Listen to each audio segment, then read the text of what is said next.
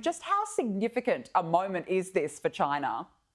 Yeah, look, it really is huge. As you said, they're only really the second country to have done this. Now, Russia has sent quite a few probes back in the 60s and 70s to Mars, none of which were ultimately successful. We saw a few years ago, Europe had a similar issue landing on Mars. It's something like now 30 out of 58 or so missions have actually now been successful going to Mars. So it's only just a bit over 50% that is actually working. And that's a really hard milestone to get. It really just shows how difficult it is. NASA's landed five, and to get it right on the first time, really puts them into a class on par with only NASA, really, in the U.S. in order to do this. And as their ambitions ramp up into the moon and Mars, they're showing that they can really do some amazing things. And what sort of a message do you think that sends to other countries, Brad? When we talk about the space race, as we have in the past, this is a huge feat for China. Yeah, look, it really is. China is really what the US and Russia were doing back in the 60s and 70s. They have a lot of people, a lot of money. They're really trying to get it going in terms of their space program. And they're really showing that not only are they catching up to the top two being the US and Russia, they're actually kind of passing Russia in quite a few milestones.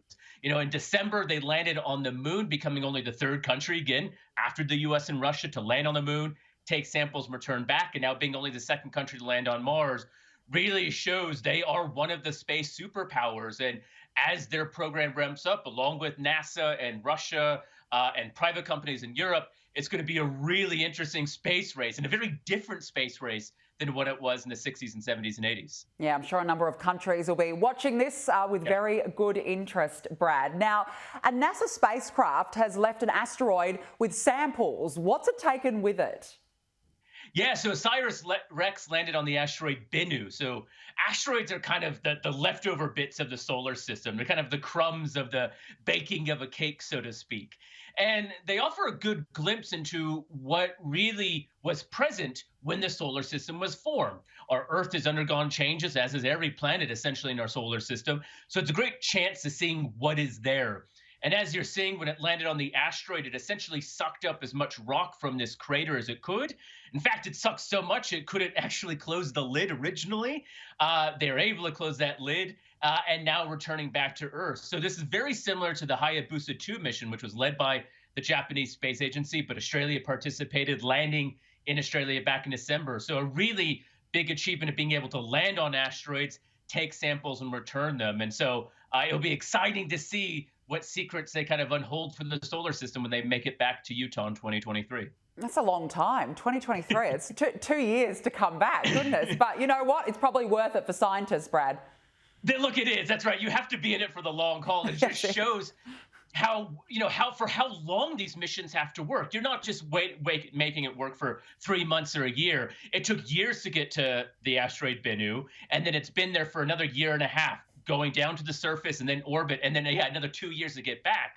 So everything has to work flawlessly and perfectly for the better part of a decade. So it's a really big feat of engineering and technical skills. But as you said, it's kind of like Christmas. It's coming, and then the days get closer, but it still feels very long.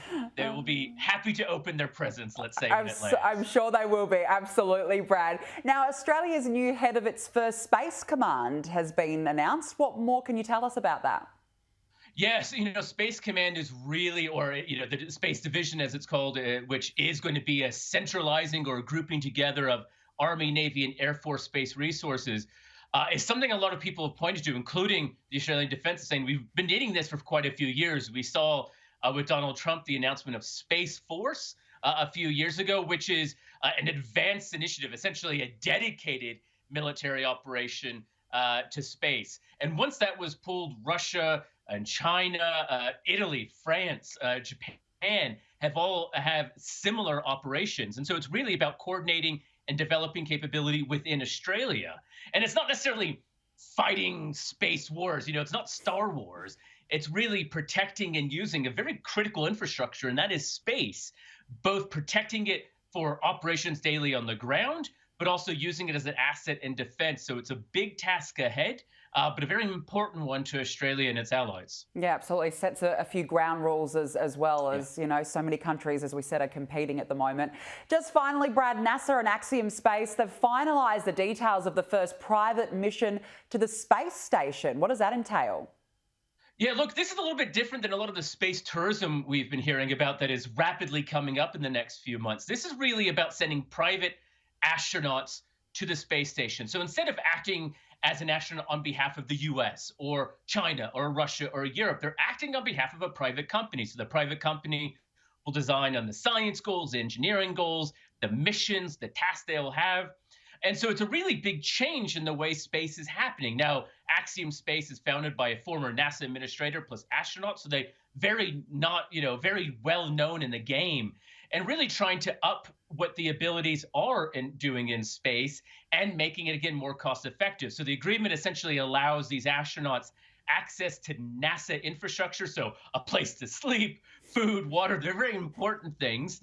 And in return, NASA gets some money, but also they are able to send more experiments on that ride into space. One of the benefits of all these capsules and rides going up back and forth is more science is happening. Instead of waiting years for a spot to get to the space station, now only have to wait a few months. So that's accelerating the science and engineering and products that can be happening. And it's including directly benefiting to Australia with multiple ideas looking at in Australia right now to be run on the space station in that space lab environment. So it's really a win all around for the space community. Yeah, great to hear. Brad Tucker, we have to leave it there. Great to chat to you this afternoon. Thank you.